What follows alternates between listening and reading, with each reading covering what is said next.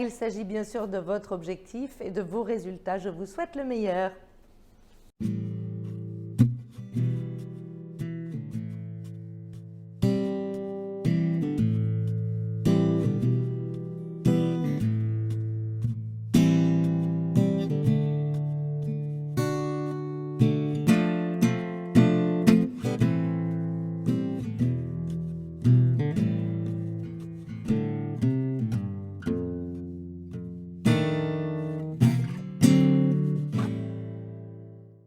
Là, nous allons voir le rôle de votre créativité dans votre réussite.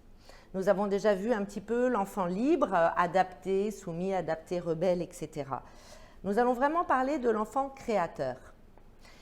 En analyse transactionnelle, je ne sais pas si vous vous rappelez, nous avions vu ce petit schéma que vous trouverez en PDF joint, qui vous retrace tout simplement les différents états du moi, les différentes transactions relationnelles, que vous faites avec les autres, mais aussi avec vous-même.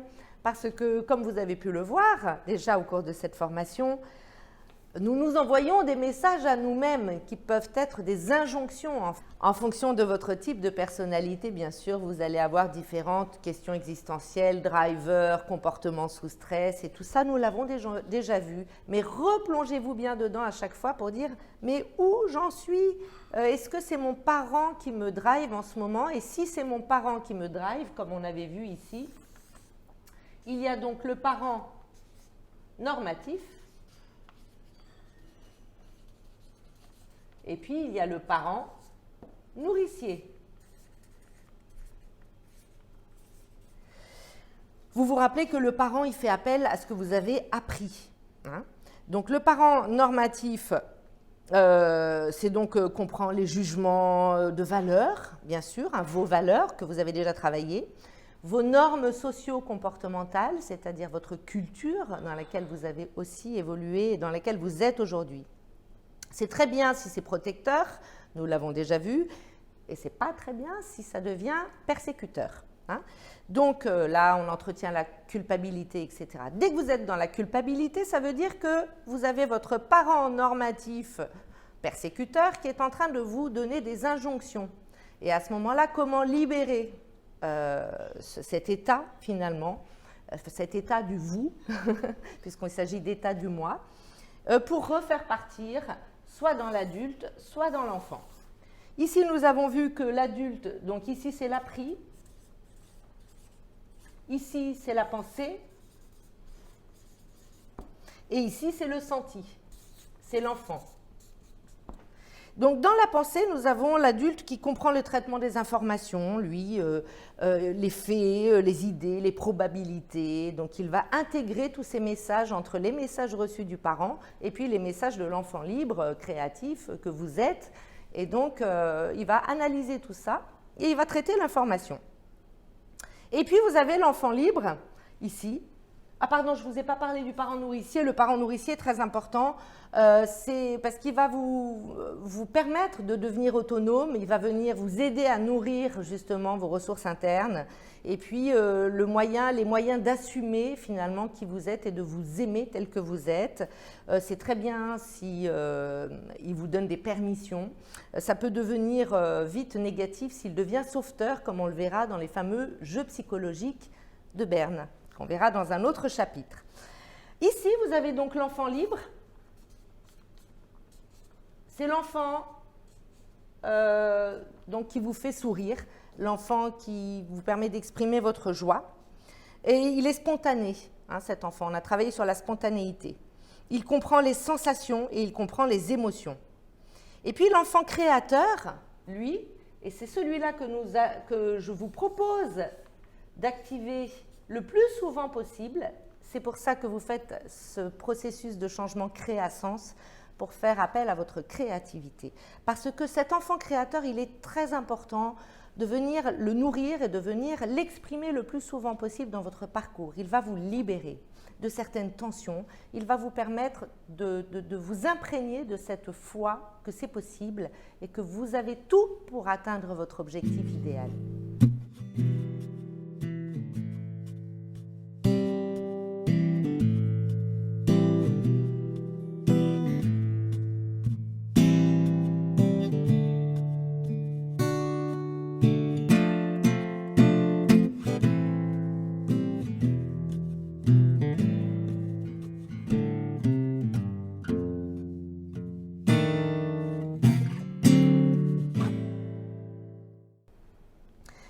cet enfant créateur, il fait appel aux intuitions.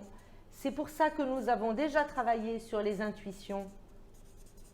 J'ai fait des fautes, mais ce n'est pas grave, hein. Et les idées magiques, c'est-à-dire les idées magiques, mais nous avons tous besoin de rêver. Et d'ailleurs, il y a un type de personnalité qui est le rêveur. Eh bien, allez puiser dans ce type de personnalité que nous sommes tous. C'est simplement aller réactiver des ressources internes, celles qui nous permettent de croire que tout est possible. Parce que l'enfant, lui, il n'a pas de limite. Donc, c'est de revenir dans cet état intérieur qu'il n'y a pas de limite. Et là, vous allez voir que votre potentiel créatif va se développer d'une façon magique, puisqu'on parle de magie. Alors, il n'y a rien d'ésotérique là-dedans, ce sont des mots, hein, nous aimons bien utiliser, pas de mal pour dire oh, « cette soirée était magique », bon, cette relation est magique. Oui, dès qu'on apporte un petit peu de magie dans la vie, eh ben, c'est ce qui fait qu'on a un meilleur rayonnement. Et comme vous le verrez aussi avec l'approche de Frankl, le rayonnement, c'est ce que vous donne le sens. Donc, allez puiser dans le sens de ce que vous faites, allez chercher votre rêve et comment, avec cet objectif atteint, vous allez pouvoir mettre en place l'après, c'est-à-dire la finalité. Vous voulez faire tout ça pourquoi finalement? Eh bien, peut-être pour partir en vacances un an avec toute votre famille. Peut-être que c'est tout simplement pour organiser un événement pour une personne et avoir les moyens de le faire. Peut-être que c'est tout simplement d'aller faire de l'humanitaire et d'avoir suffisamment de temps et d'argent pour pouvoir le faire. Mais peu importe votre raison, peu importe votre leitmotiv, c'est votre rêve intime, c'est votre intimité. Mais c'est ce qui va motiver toutes vos actions pour atteindre votre objectif idéal. Voilà, donc je vous invite vraiment à aller activer cet enfant créateur, créatif, dès que vous vous sentez dans l'enfant ici, adapté, vous vous rappelez, vous aurez ce tableau, l'enfant adapté, qui peut être donc soumis ou rebelle. Donc ça peut être bien si c'est approprié d'être adapté, comme nous l'avons vu dans la dépendance ou la contre-dépendance, mais par contre, dès qu'on devient en paillasson, c'est un effet vraiment négatif sur la vision de soi. Donc nous sommes dans la vision. Améliorer la vision de vous-même, c'est venir dans l'enfant créateur. Et puis si vous êtes rebelle, toujours en réaction, en indépendance, les autres sont nuls, moi je suis meilleur, etc. Là vous êtes dans l'indépendance, mais pas encore dans l'autonomie. C'est pas grave, on s'amuse à tourner. Et par contre, c'est parfait pour l'enfant rebelle, parce que l'enfant rebelle, il apprend à dire non. Et le non est important dans la vie autant que le oui, il a sa raison d'être. Par contre, il y a des façons de dire non, et c'est ce que vous verrez dans la gestion des conflits. D'accord? Donc là, il est positif, hein, l'enfant rebelle, tant qu'il est dans la réaction de positionnement, de posture de vous-même. Par contre, à nouveau, il est négatif s'il devient hérisson, c'est-à-dire il hérisse tous ses poils et puis il va piquer. Il va faire mal pour pouvoir exister tout simplement. Donc, retournez à ce moment-là en allant réactiver votre créativité et pour développer votre intuition et vos idées magiques. Donc, toujours, intuition, ça vient de mon intention. Refocalisez-vous sur votre intention. Intention, T, je ne sais plus, j'arrive plus à lire, intention. Et sur votre sens. Et là, vous allez développer votre intuition et vous reconnecter sur votre one thing, votre rêve. Je vous dis à tout à l'heure. Je laisse la parole à la fée Pachier qui va vous donner la suite de ce petit chapitre, cette petite marche que nous venons de voir ensemble. À tout à l'heure. Ah, mais vous êtes là. Mais là, j'adore ce passage parce qu'il est sur le plaisir. Oh, Hub, hein, le plaisir. Oh, oui, viens ici. Fais-moi plaisir, s'il te plaît. Alors, le plaisir, pourquoi? On revient sur l'enfant libre, je viens de vous expliquer le sens, etc. Mais comment on va faire pour réactiver justement nos ressources? Dans le plaisir, forcément. Et parce que vous faire plaisir, c'est quelque chose qui est primordial avant d'aller faire plaisir aux autres. Moi, j'ai pris conscience de ça il n'y a pas longtemps. Je me suis dit, mais attends, tu veux tout le temps faire plaisir aux autres pour être acceptable, tout le fameux schéma là où on tourne en rond. Et mais en fait, je me suis rendu compte que si je ne commençais pas par moi-même, eh ben, je n'étais pas modélisante. Je ne vais pas montrer à mes enfants, par exemple, comment se faire plaisir. Donc, eux, ils vont continuer à se flageller, à ne pas se faire plaisir, à être dans le sacrifice, à être dans la culpabilité de se faire plaisir à soi. Mais non, justement, là, j'ai bien découvert que c'était très important, rétablir son openness, être dans le plaisir, se faire du bien. Et à partir de là, on peut aller faire du bien aux autres.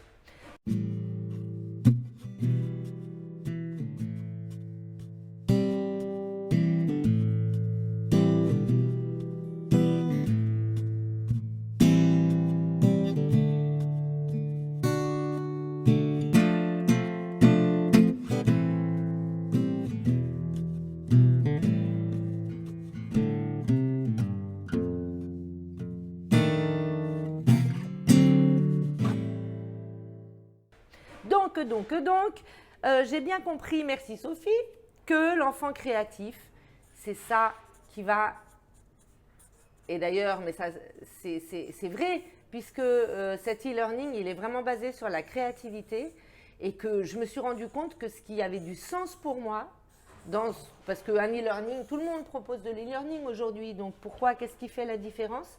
C'est que c'est vraiment d'activer cet enfant créatif, parce que c'est dans cet enfant créatif qu'on va puiser nos plus belles ressources finalement, parce que c'est la source, et c'est la source instinctuelle de l'enfant quand il est petit, c'est retrouver cet enfant, et cette insouciance intérieure, cette joie naturelle finalement, qui fait qu'on est là, et que du coup, le fait de tourner constamment dans sa tête et d'attirer l'attention sur des choses qui n'ont pas vraiment d'importance, ça nous éloigne de l'essentiel.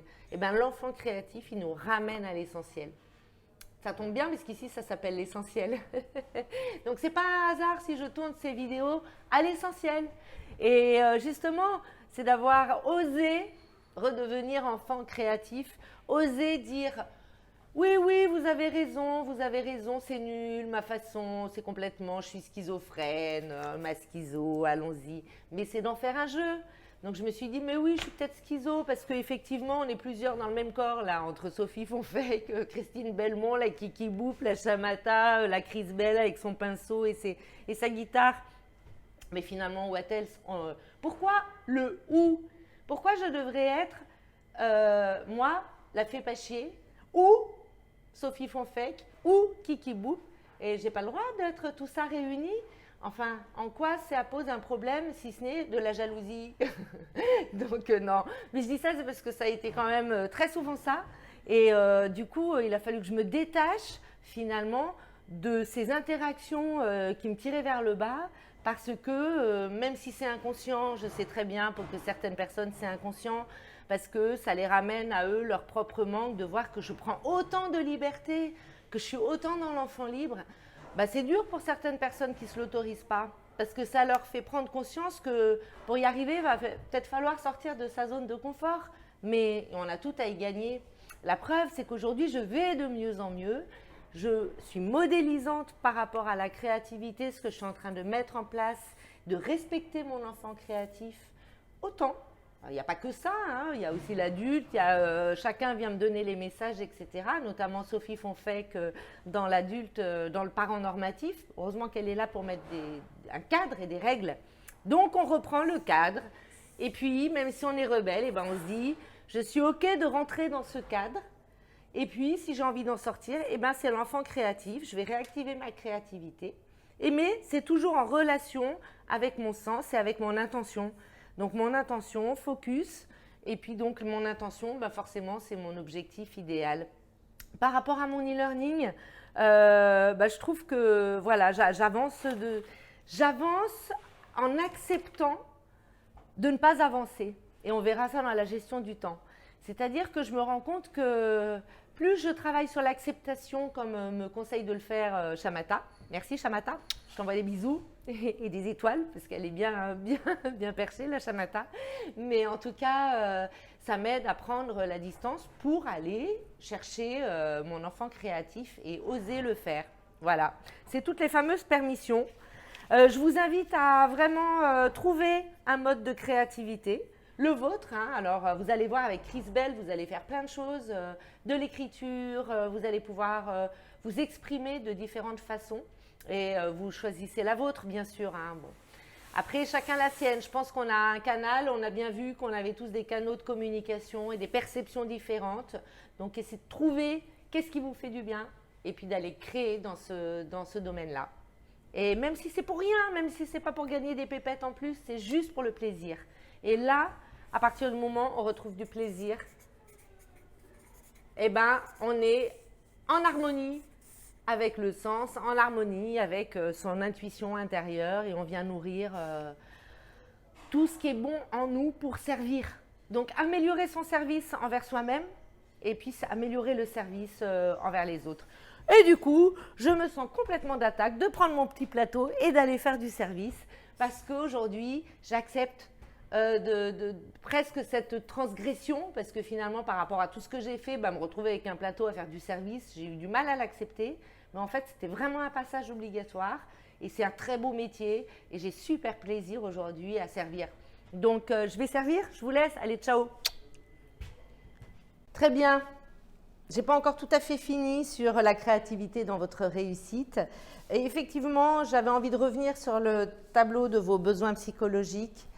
Vous savez que pour retourner dans l'enfant créatif, il est important que vos besoins psychologiques soient nourris.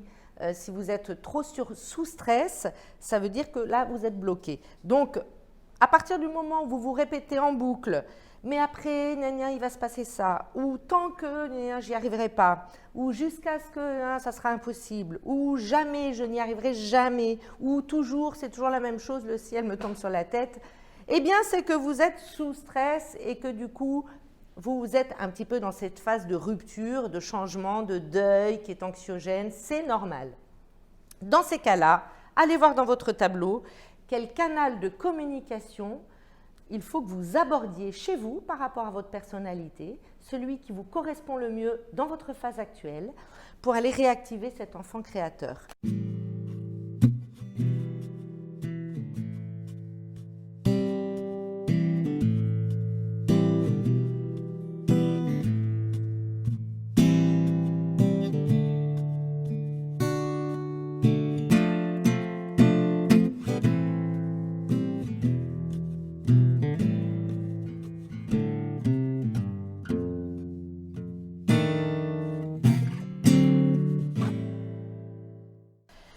Par exemple, je vous donne un exemple pour le promoteur, qui est Christine Belmont, en ayant mis cette formation en route. Eh bien, quand elle est sous stress, elle dit toujours, c'est toujours comme ci, c'est toujours comme ça. Eh bien, elle a besoin qu'on soit directive avec elle dans l'action. C'est-à-dire qu'on utilise son canal d'action de façon directive. Donc, un petit peu à un moment donné, la guider et lui donner des directives. Voilà ce qui va la rassurer, qui va lui permettre de nourrir son besoin psychologique, lui permettre de diminuer son niveau de stress, en conscience, bien sûr, puisqu'il s'agit toujours de conscience, et de pouvoir répondre de façon positive à sa question existentielle « Suis-je vivante ?» Oui, je suis toujours vivante, tout va bien. Voilà, c'est une sécurité ontologique intérieure dont vous avez besoin pour venir activer cet enfant créateur. Sinon, vous êtes dans votre mécanisme d'échec et là, dès que vous devenez, alors quand elle devient blâmeuse ou persécutrice, eh bien, elle fait ce travail-là de dire « Oula, action, mets-toi des directives, passe à l'action ». Elle a besoin de ça, d'accord ?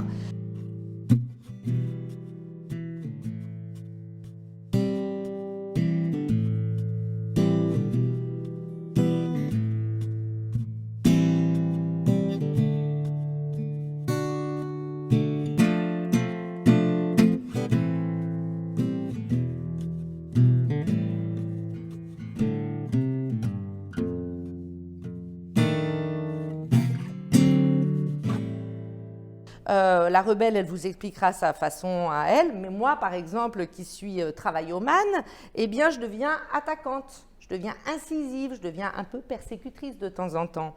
Hein, et je dis tout le temps, tant qu'il y aura telle personne, ça ne sera pas possible, d'accord ? Très, finalement, rigide, je le reconnais. Eh bien, ça déjà, si je manque de besoins, que mes besoins psychologiques ne sont pas nourris et que je suis sous stress, eh bien, ça me rend triste. Donc voilà, c'est quand les besoins psychologiques ne sont pas nourris. Et puis, bien sûr, qu'est-ce qu'il faut faire dans ces cas-là pour moi? C'est par la pensée. Donc, et je me donne une directive info-interrogative, c'est-à-dire je me pose la question de ce qu'il me faut, moi, pour aller mieux, par la pensée. Donc je me recentre sur ma pensée, sur le pouvoir des mots que je choisis, et je transforme la qualité de ma pensée me concernant, ou concernant bien sûr mon driver qui est soit parfait. Donc je me rassure moi-même en me disant peut-être que je n'ai pas besoin de me mettre cette pression-là. Je me compare peut-être parfois aux autres en disant finalement je ne suis pas parfaite mais les autres non plus. Et je trouve les ressources internes qu'il faut pour me baisser la pression sur cette fameuse perfection que je cherche à atteindre tout le temps. D'accord? Donc voilà, chacun, vous allez trouver les réponses dans ce tableau pour aller réactiver votre enfant créateur. Alors, bonne création et surtout qu'elle soit dans le sens de votre objectif idéal. Je suis toute confiante pour vous et je vous dis bravo, à bientôt pour la prochaine marche.